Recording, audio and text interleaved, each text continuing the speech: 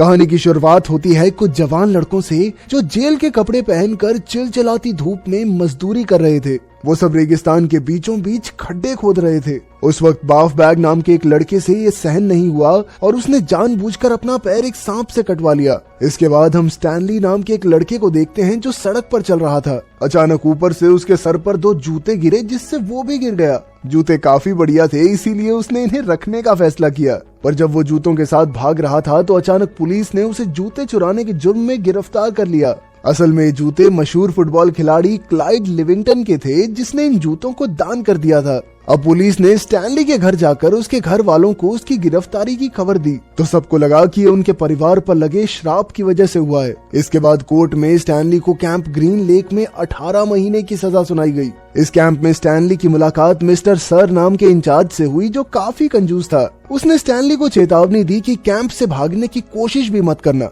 क्योंकि दूर दूर तक कहीं पानी नहीं है। इसके अलावा वहाँ कई जहरीले जानवर थे जो आज तक कई लोगों की जान ले चुके थे। फिर उसने स्टैनली को यूनिफॉर्म दी और हर रोज 5 फुट का गड्ढा खोदने को कहा। अगर किसी दिन उसे कोई काम की चीज मिल गई तो उसे छुट्टी भी मिल सकती है। इसके बाद कैंप के साइकोलॉजिस्ट डॉक्टर पेंडांस्की ने उसे कुछ लड़कों से मिलवाया। जीरो नाम का एक लड़का वहाँ सबसे छोटा था और वो हमेशा चुपचाप रहता। फिर लंच के समय स्टैनली ने सबको बताया कि उसे झूठे केस में फंसाया गया है। उसकी ये बात सुनकर तो जीरो भी बोल पड़ा जिसे देखकर सभी हैरान हो गए। इसके बाद हम देखते हैं कि 100 साल पहले स्टैनली के परदादा जेम्स को अपने बिजनेस में काफी फायदा हुआ था, पर एक दिन बार्लो नाम के एक डाकू ने उन्हें लूट लिया। इस बात का उनके दिमाग पर गहरा सदमा लगा और वो सड़क पर आ गए। अब कोई चारा नहीं बचा था, इसीलिए उन्होंने एक बड़े आदमी के तबेले में काम करना शुरू किया। वहाँ उन्हें अपने मालिक की बेटी से प्यार हो गया। फिर उसने मैडम जिरोनी नाम की एक ज्योतिषी से पूछा कि लड़की का दिल कैसे जीता जाए, पर जिरोनी ने कहा कि वो लड़की एकदम बेवकूफ है, इसीलिए जेम्स को अमेरिका चले जाना चाहिए।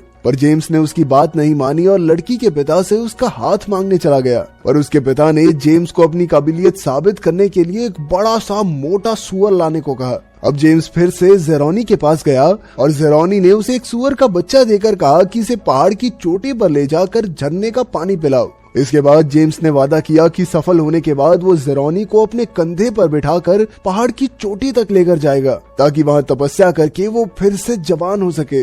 आखिरकार सुअर बड़ा हो गया और जेम्स लड़की के पिता के पास पहुंचा, लेकिन वो लड़की तो सच में बेवकूफ निकली और एक अधेड़ उम्र के आदमी को पसंद करने लगी। ये देखकर जेम्स गुस्से में आकर अमेरिका की ओर निकल पड़ा, लेकिन इस चक्कर में उसने जेरोनी से जो वादा किया था वो भूल गया। उसकी इस हरकत से जेरोनी को बहुत गुस्सा आया और उसने जेम्स के पूरे खानदान को ही श्राप दे दिया। वहीं जब स्टैनली कैंप में काम कर रहा था तो अचानक उसे एक प्राचीन पत्थर मिला जो उसने तुरंत ही काउंसलर को दिखाया, पर उन्हें पत्थरों में कोई दिलचस्पी नहीं थी। 100 साल पहले वहाँ पर वार्डन के दादा ट्राउट वॉकर का ही राज था। वहीं पास में रहने वाला सैम नाम का एक लड़का प्याज बेचता था और उसे कैथरीन नाम की एक टीचर से प्यार हो गया। इधर कैंप में स्टैनली एक्सरे और उसके साथियों के ग्रुप में शामिल हो गया और उसे केव मैन का नाम दिया गया। एक दिन उसे अपनी माँ का खत मिला जिसकी कहानियां पढ़कर वो बहुत खुश हुआ।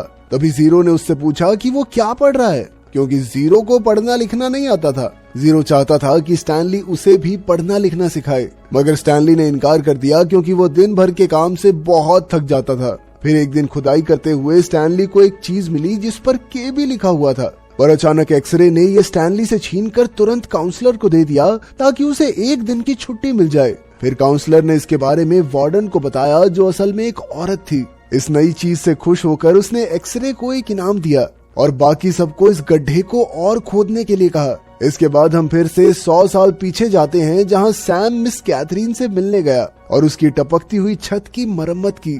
धीरे धीरे उन दोनों की दोस्ती प्यार में बदल गई, पर इससे शहर के बाकी मर्द जलने लगे क्योंकि डोरे तो कैथरीन पर वो भी डालते थे।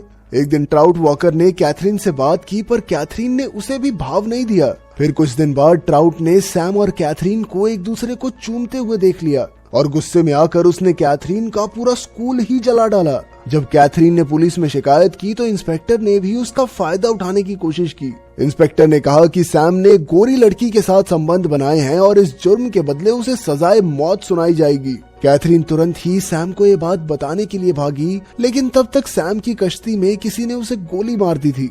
इससे कैथरीन को इतना गहरा सदमा लगा कि उसने सैम की मौत का बदला लेने की ठान ली। जल्द ही उसने इंस्पेक्टर को गोली मारकर उसके चेहरे को चूम लिया। इसके बाद वो कई अमीर ठेकेदारों को लूटने लगी और जाने से पहले उन्हें चूम कर जाती, जिसके बाद वो किसिंग केट बार्लो के नाम से मशहूर हो गई। वहीं सैम की मौत के बाद से उस शहर में कभी बरसात नहीं हुई। वर्तमान समय में एक दिन मिस्टर सर लड़कों के लिए पानी लाए तो मैग्नेट नाम के एक लड़के ने बीजों से भरा हुआ एक बैग चुरा लिया। जब सर को इस चोरी के बारे में पता चला तो उसने सबको सजा देने का फैसला किया। आखिरकार स्टैनली ने ये इल्जाम अपने सर लेकर सबकी जान बचाई। जब स्टैनली को सन की वार्डन के पास ले जाया गया तो उसने स्टैनली को सजा देने की बजाय सर को ही डांट दिया। जब स्टैनली वापस लौटा तो जीरो ने उसके हिस्से का गड्ढा भी खोद दिया, क्योंकि स्टैनली ने उन सबको सजा से बचाया था। उसकी इस हरकत से खुश होकर स्टैनली ने जीरो को पढ़ाना लिखाना भी शुरू कर दिया। एक दिन जब वो जीरो को पढ़ा रहा था तो अचानक उसे एहसास हुआ कि गड्ढे से निकली चीज असल में एक लिपस्टिक थी, जिसकी मालकिन कोई और नहीं बल्कि मशहूर केट बार्लो ही थी। तब जीरो ने खुलासा किया कि उसका असली नाम हेक्टर जेरोनी है। असल में वो मैडम जेरोनी के खानदान से ही था, जिसने 100 साल पहले स्टैनली के परदादा को श्राप दिया था। यार एक दिन इंचार्ज को भनक लग गई कि स्टैनली के बदले जीरो उसका गड्ढा खोदता है, तो उसने उन दोनों को ही नाकारा कहकर उनकी खूब बेइज्जती की। ये सुनकर जीरो को इतना गुस्सा आया कि वो इंचार्ज को कुल्हाड़ी मारकर भाग निकला। जब वार्डन को जीरो के भागने की खबर मिली तो उसने कहा कि जीरो 1 हफ्ते से ज्यादा जिंदा नहीं बच पाएगा। हमें पता चलता है कि जीरो अनाथ था। उसकी माँ उसे एक पार्क में छोड़कर चली गई थी। जब स्टैनली ने ये बातें सुनी तो उसे बहुत दुख हुआ। फिर रात को उसे याद आया कि उसके परदादा जेम्स ने जैसे तैसे रेगिस्तान में 16 दिन गुजारे थे, जब केट बार्लो ने उसकी बग्गी लूटी थी। असल में उसके परदादा ने गॉड्स फिंगर नाम की जगह पर जाकर अपनी जान बचाई थी, पर आज तक किसी को नहीं मालूम कि ये जगह है कहाँ, क्योंकि जब जेम्स को वहाँ से लाया गया तो वो एकदम पागल हो चुका था। फिर अगले दिन जीरो की जान बचाने के लिए स्टैनली भी वहाँ से भाग निकला। कई घंटे तक रेगिस्तान में भटकने के बाद उसे कश्ती के नीचे जीरो मिला। जीरो ने बताया कि उसे कश्ती में अचार के डब्बे मिले, जिस वजह से वो जिंदा रह पाया। ये कश्ती भी कैथरीन के प्रेमी सैम की ही थी। इसके बाद उन दोनों को काफी दूर इंसान के अंगूठे जैसी पहाड़ की चोटी दिखी। जल्द ही स्टैनली को एहसास हुआ कि यही गॉड्स फिंगर पहाड़ी है। अब वो दोनों जैसे तैसे पहाड़ चढ़ने लगे, लेकिन आधे रास्ते में जीरो थककर चूर हो गया, पर स्टैनली ने उसका हाथ नहीं छोड़ा और उसे कंधे पर उठाकर चोटी तक ले गया। इसी तरह उसने अनजाने में मैडम जेरोनी के पड़पोते को चोटी तक पहुंचाकर अपने परदादा का वादा पूरा कर दिया। चोटी पर पहुंचकर उन्हें पानी का झरना मिला जहां सैम प्याज उगाता था। इसी के साथ कोर्ट ने स्टैनली को बेकसूर घोषित कर दिया और स्टैनली की वकील उसे कैंप में लेने पहुंची, पर वार्डन ने उसे बताया नहीं कि स्टैनली भाग गया है। इसके बाद अगले दिन जीरो ने स्टैनली को सच बता दिया कि स्टैनली उसी की वजह से कैंप में आया है।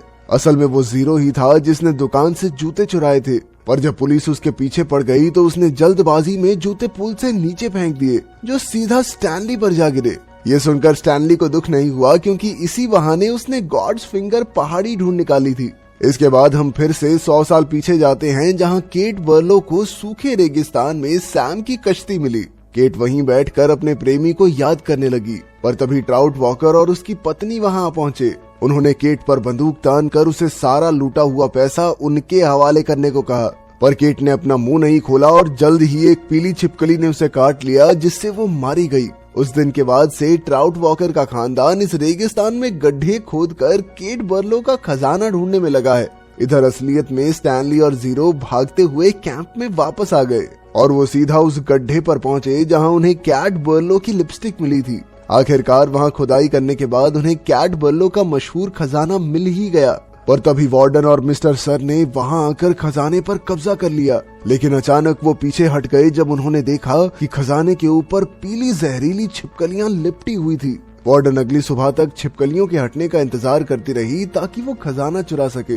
वो ये देखकर हैरान थी कि छिपकलियों ने स्टैनली और जीरो को काटा नहीं, पर असल में स्टैनली और जीरो ने पहाड़ी के प्याज खाए थे, जिस वजह से छिपकलियों ने उन्हें कुछ नहीं कहा। कुछ ही देर में स्टैनली की वकील पुलिस को लेकर वहां पहुंची, पर तब वार्डन ने दोनों लड़कों पर उसका खजाना चुराने का इल्जाम लगा दिया।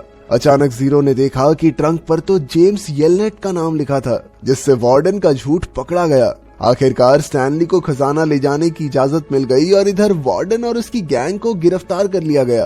तभी अचानक 100 साल के बाद उस रेगिस्तान में बरसात हुई। आखिरकार स्टैनली जीरो को अपने घर ले आया और उन दोनों ने खजाना आपस में बांट लिया। इसके बाद जीरो ने एक जासूस के जरिए अपनी माँ को ढूंढ निकाला और तब ये खुलासा होता है कि उसकी माँ उसे छोड़कर नहीं गई थी, वो तो आज तक अपने बेटे को ढूंढ रही थी। आखिरकार जीरो और स्टैनली ने साथ में घर खरीदा और फिर उन्होंने कैंप के बाकी बच्चों को भी अपने घर बुलाकर खूब मस्ती की। अगर वीडियो पसंद आई तो लाइक कर देना, चैनल को सब्सक्राइब कर देना। मिलते हैं अगली वीडियो में।